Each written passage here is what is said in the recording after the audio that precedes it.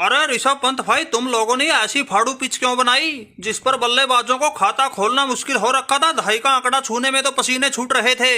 गेंद टप्पा कहीं खा रही थी, जा कहीं रही थी। अगर मैच ऐसे ही 2-2.5 दिन में निपटाना था तो फिर ये टेस्ट मैचों की सीरीज करवाने की क्या जरूरत थी। एक एक मैच वनडे और T20 सीरीज में ही ज्यादा करवा लेते।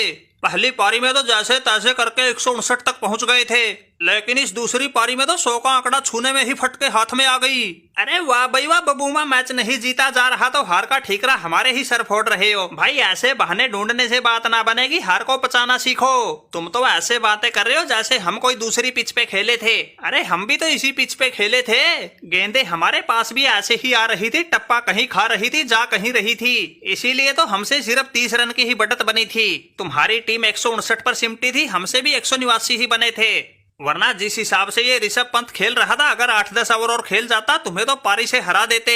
अरे रहने दो भाई रहने दो, तुम लोगों ने जानबूझकर हमारे साथ धोखा किया है। पहली पारी में उस बुमराह ने लंका लगा दी थी, दूसरी पारी में तुम्हारा ये जड्डू काबू नहीं आया। गेंद की फिरकी बना के उसको ऐसा घुमा रहा था, जो भी बल्लेबाज इसके सामने आया उसे सीधा पवेलियन की राह लगा रहा था। एक इस कप्तान बबूमा ने तो क्रीज पे पांव गाड़ लिए थे, बाकी इसके सामने कोई बल्लेबाज नहीं टिक पा रहा था। अरे क्यों भाई जडेजा, तुमने तो अकेले ने ही पूरी दक्षिण अफ्रीका का निकाल के रख दिया कलेजा। और जो भी तुम्हारे सामने बल्लेबाज आया उसी को तुमने पवेलियन भेजा। अरे बात सुनो भाई बबूमा, ये जड्डू तो तुम जैसों का ऐसे ही काटता है फद्दू। हम तो भाई सीधी सपाट पिचों पे ही काबू नहीं आते। फिर यहाँ तो गेंद ऐसा घूम रही थी जैसे सुहाने मौसम में नागिन झूम रही थी।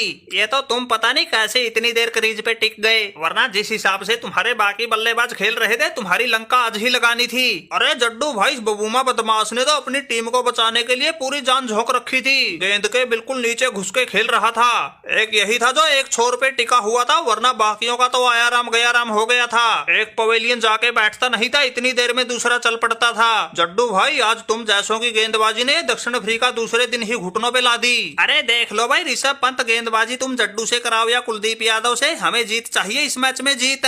वो तो हमारी मांसपेशियों में खिंचाव हो गया था, इसलिए हम बल्लेबाजी नहीं कर पाए। वरना जो ये बढ़त 30 रन की बनी थी, इसको 100 के पार करवा देता और फिर जीत को लेके बेफिक्र हो जाता। लेकिन जिस हिसाब से इन अफ्रीका वालों ने हमारी पहली पारी समेटी थी, उसको देखते हुए हमें डर सता रहा है। अब तीसरे दिन बल्लेबाजी करना हमारी टीम के लिए भी आसान नहीं होगा। पिच का तो ऐसा हुलिया बिगड़ चुका है, गेंद किसी को समझ ही नहीं आ रही। ऋषभ पंत भाई, ये मैच हर हाल में जीतना है। इस मैच में हमें हार किसी भी कीमत पर नहीं चाहिए। अरे गिल्लू भाई, टेंशन क्यों लेते हो? कप्तानी की कमान ऋषभ पंत ने संभाल रखी है। ये मैच टेस्ट भले ही हो, गेंद का ऐसा जहाज बना दूंगा, जितने रन ये बनाएंगे इतना तो मैं अकेला ही बना दूंगा। और इस पहले ही टेस्ट मैच में टीम इंडिया का ऐसा परचम लहरा दूंगा, 5 दिन के मैच को 2.5 दिन में निपटा